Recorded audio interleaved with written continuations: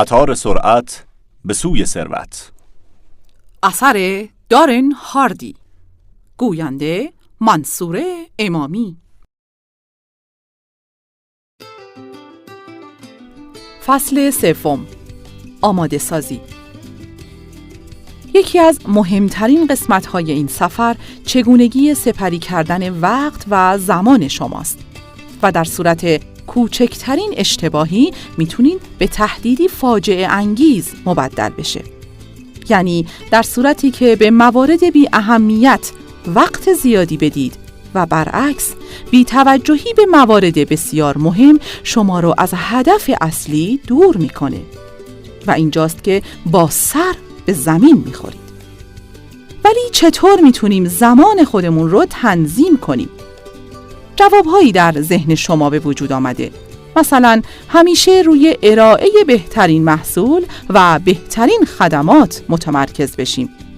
در پاسخ به شما میگم که هزاران کارآفرین را دیدم که میلیون‌ها ساعت صرف طراحی و تولید بهترین محصولات خودشون کردن، ولی متاسفانه محصولات بسیار عالی آنها در داخل انباراشون خاک خورده و نهایتاً ورشکستگی را تجربه کردند.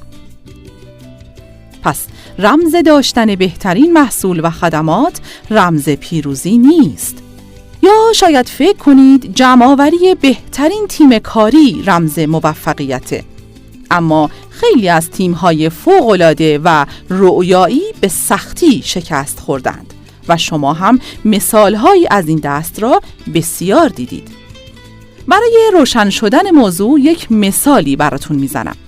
شرکت اپل زمانی که شروع به تولید و فروش MP3 پلیر کرد، نه اولین بود و نه بهترین، ولی تنها چیزی که باعث پیروزی و فروش شگفت‌انگیز اپل شد، بازاریابی بسیار قوی و موفق اپل بود که منجر به این فروش بزرگ شد.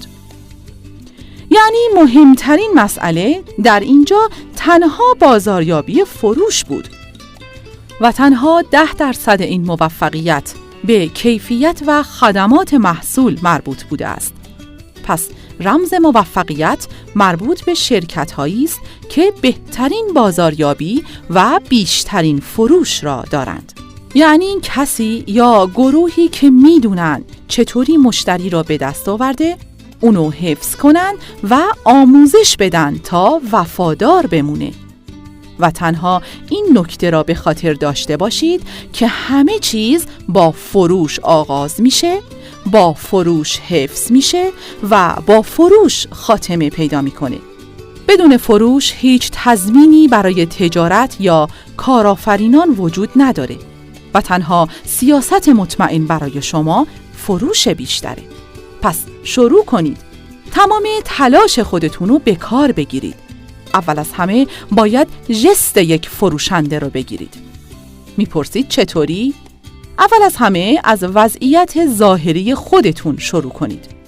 مادر بزرگم به من میگفت هرگز به مردی که کفش‌های کثیف و واکس نزده و پیراهن چروک میپوشه اعتماد نکن. لباسهای تو بسته‌بندی توان. هدیه‌ای که تو به دیگران میدی اگه به جای یک بسته‌بندی زیبا در روزنامه پیچیده شده باشه چه حسی رو در طرف مقابل به وجود میاره؟ من شخصاً به این نصایح عمل کردم و همیشه سعی دارم آدم شیک پوش و خوشتیپی باشم و این یکی از رمزهای موفقیت من در فروشندگی بوده. پس هر روز صبح قبل از خروج از خانه کفشتون رو واکس بزنید و پیرهن اتو کشیده بپوشید و مستقیم به سمت فروش برید بدون هیچ مکث و معطلی دیگه. هیچ بهونه‌ای برای فرار از فروش قابل قبول نیست. همه ذاتاً فروشنده هستند، حتی شما. و نکته اینجاست که میبایست در فروش تخصص پیدا کنیم، چون در عصری به سر میبریم که مشتریهای شما بسیار فهمیده تر از قبل هستند و مصرف کننده ها به آگهی های تبلیغاتی و بیلبوردها و بنرهای وبسایت توجه زیادی نشون نمیدن. سرنوشت کاری شما و آینده‌تون به توانایی بازاریابی و فروش بهتر وابسته است، نه به رقابت شما. اگه این موضوع رو به خوبی درک نکنید، قطار پرسرعت شما به شدت ترمز کرده و متوقف میشه. 9 گام تقویت فروش. گام اول، متوقف کردن فروش.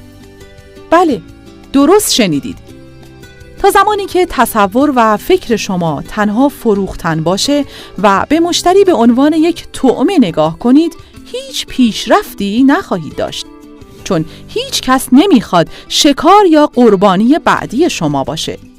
به جای کلمه فروش میتونید کلمه کمک رو جایگزین کنید.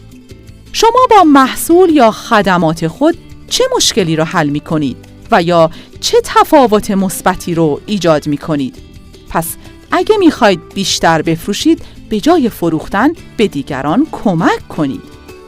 حالا اگه محصول یا خدمات شما نمیتونه به مشتری کمک کنه، محصول یا خدمات شما ایراد داره. گام دوم، توجه به خواسته های مشتری. به نظر شما مهمترین ویژگی فروش و بازاریابی چیه؟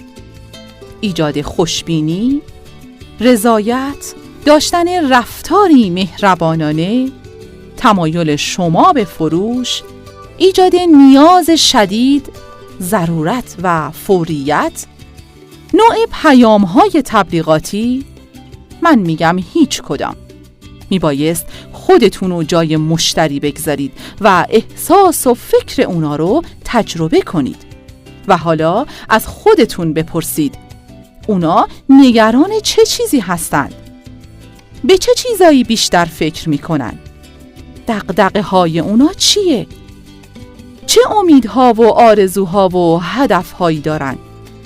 بیشتر ترس اونا از چیه؟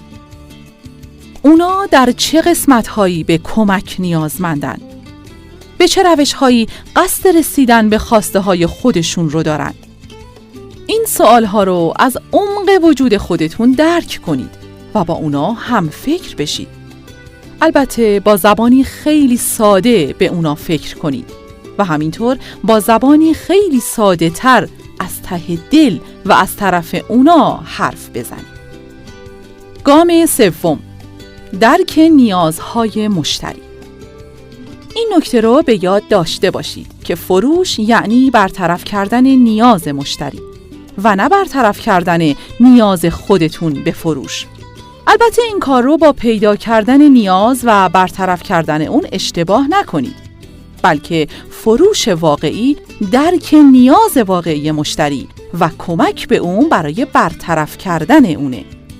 اگه مشتری نیازی نداشته باشه، پس در واقع نیازی وجود نداره. پس اگه هدف شما برای ایجاد نیاز اشتباه باشه، کاری بیفایده و خودخواهانه انجام دادید. پس سعی کنید در مواجهه با مشتری کمتر حرف بزنید و بیشتر گوش کنید. به جای توضیح و صحبت کردن، بیشتر سوال کنید. سوالاتی که پاسخ اونا بتونه احساس نیاز واقعی رو در مشتری مشخص کنه.